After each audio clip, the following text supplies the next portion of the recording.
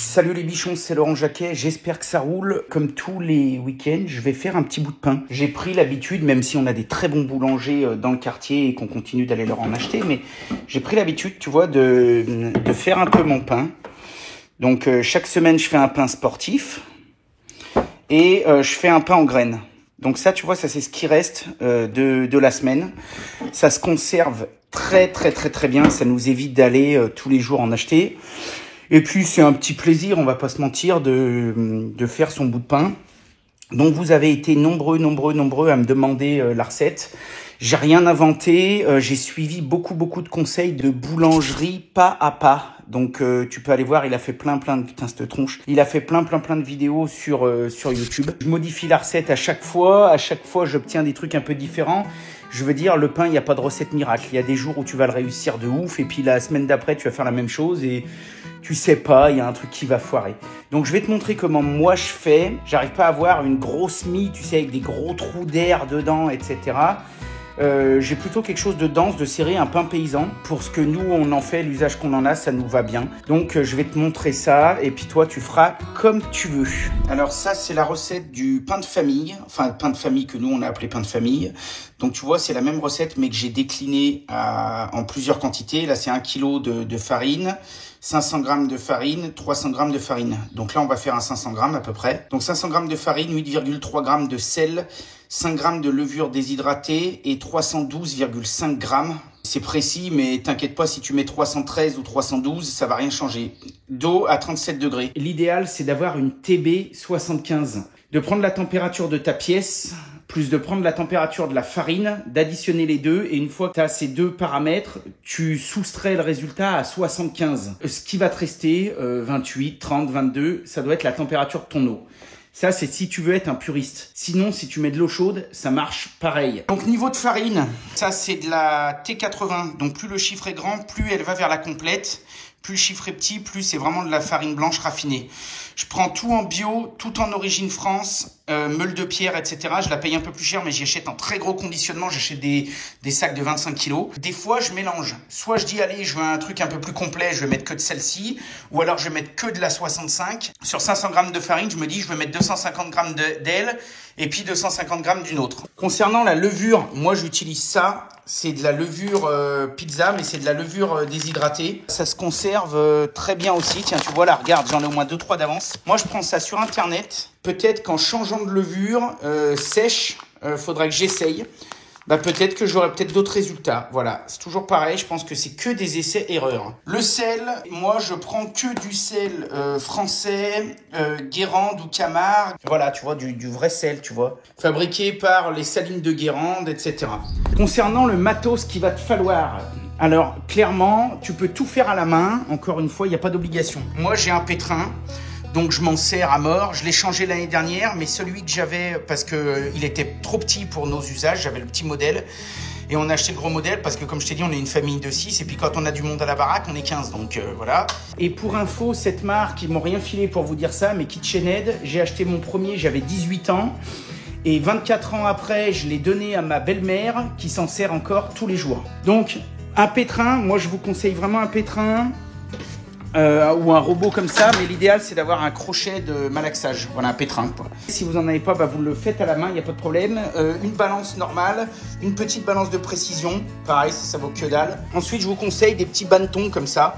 Ça c'est pour faire pousser votre pain, ça va bien, ça coûte que dalle, pareil, bah, je prends ça sur internet. J'ai aussi des caisses de boulanger et de pizzeria, voilà, ce genre de caisse.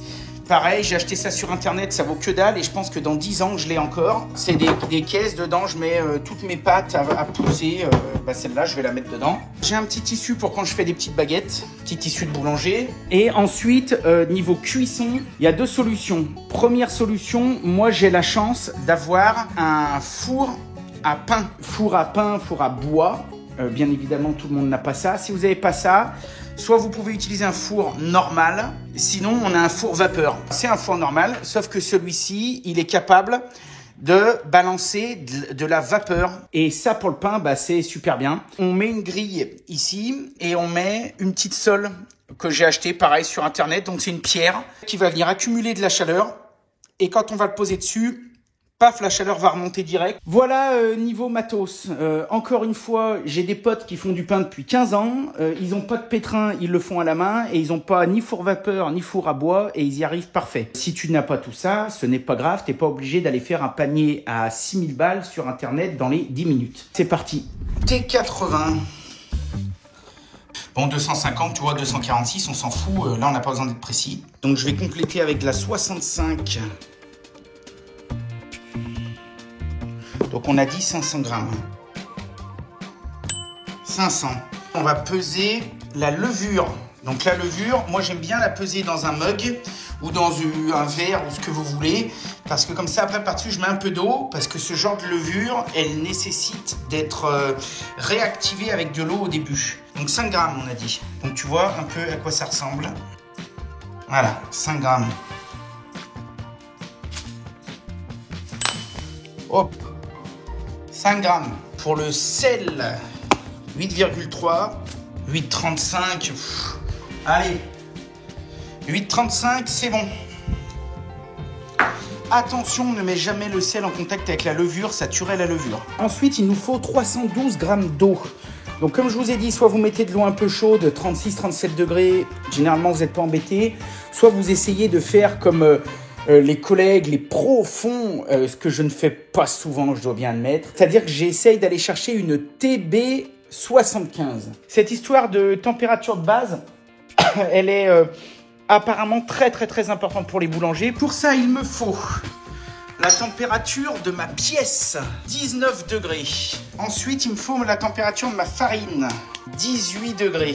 18 plus 19 égale 37 moins 75 degrés égale 38. Voilà, il faut que je mette de l'eau à 38 degrés. J'ai de l'eau chaude à 38 degrés et il m'en faut 312,5, un truc comme ça, 313.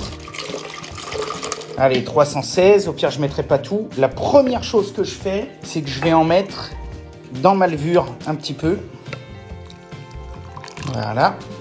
Je mélange un peu avec une cuillère à café, que ce soit bien dilué, bien nickel. On a dit qu'on allait faire un pain sportif. C'est un petit mélange que ma femme fait.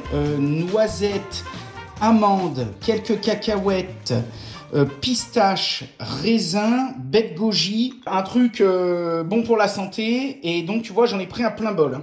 Je mets les 3/4 de l'eau au fond de mon bol, donc tu rappelles l'eau à 38 degrés, et je vais mettre tout de suite mon sel, et comme ça je vais pouvoir le diluer dedans.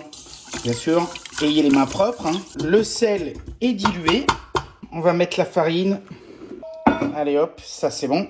Donc je vérifie que ma levure est bien active, et c'est le cas puisque là on a plein de petites bulles qui se forment. À partir de maintenant, c'est facile, je vais pouvoir mettre l'ensemble des ingrédients dans mon bol et je vais brasser 4 minutes en vitesse 1, 6 minutes en vitesse 2. Allez hop, la levure. Et vitesse 1, 4 minutes. C'est parti.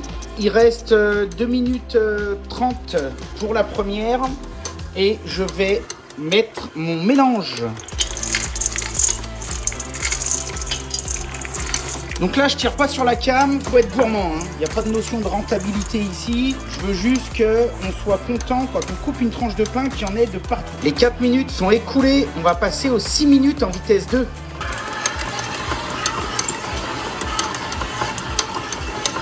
Les 6 minutes sont passées. Nickel. Donc celle-ci, je viens juste de la réserver. Elle est magnifique. Et on va la laisser déjà se reposer une trentaine de minutes. Hop.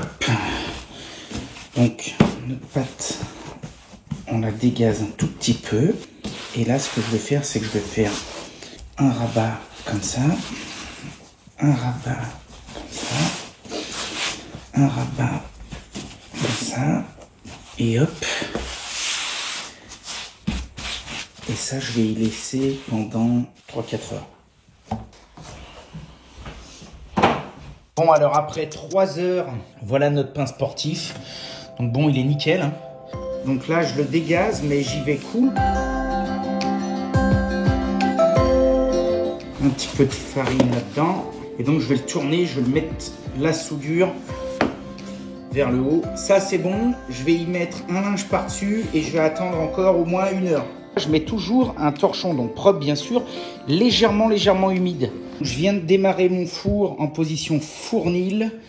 Donc le maximum qui monte, le mien, c'est 240 degrés. Donc j'ai mis ma petite plaque en bas de four et puis j'ai déjà fariné un petit peu. Ok, donc mon four est chaud. Je viens de balancer un peu de vapeur. J'ai préparé ma petite pelle à pide. Ça s'est retourné. Je vais faire une grande encoche.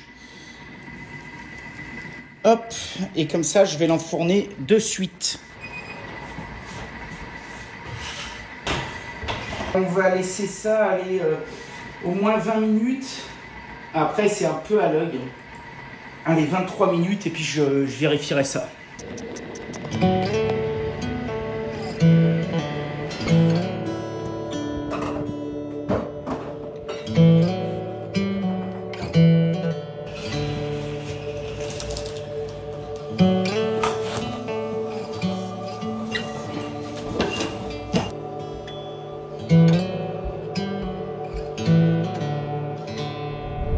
La personne qui m'a vraiment donné envie d'en refaire, c'est le copain Eddy, le Franchement Comtois. On avait fait une super matinale sur Radio Bichon à l'époque du confinement. On rigolait, mais on rigolait. On a un podcast depuis des années qui s'appelle Radio Bichon. Vous pouvez le trouver sur toutes les plus grandes plateformes. Il a 5 étoiles. D'ailleurs, on vous remercie vraiment à chaque fois pour le noter super bien. On avait fait une matinale qui s'appelait Disruption, guerre des prix et faire son pain. Alors franchement, toute la partie avec le Franchement Comtois, avec Eddy, c'est épique. Franchement, c'est vraiment des grands moments de bonheur que je vous invite bien évidemment à aller découvrir. Donc aujourd'hui, Eddy, je vais te laisser la parole. C'est aussi pour cette façon de donner envie aux gens de se dire, je vais retourner à la boulangerie, la vraie boulangerie. Je vais pas aller acheter mon pain sous un cello frais par 15 baguettes. Tu manges de l'éponge, quoi. Je sais pas. Et donc du coup, du sel de Guérande, enfin du sel non raffiné, hein. J'évite le sel blanc qu'on met sous les pneus de la bagnole quand ça glace. Hein. Quand je vois, je regarde souvent les vidéos sur YouTube où les gars font des recettes de saucissons et ils te balancent dedans du sel blanc, la baleine là. Tu vois c'est de marque. Ça va casser. Moi, si c'est pour faire du saucisson puis bourrer dedans du salpêtre et de l'additif, autant aller acheter du cochonou quoi. Non mais je confirme. Ok.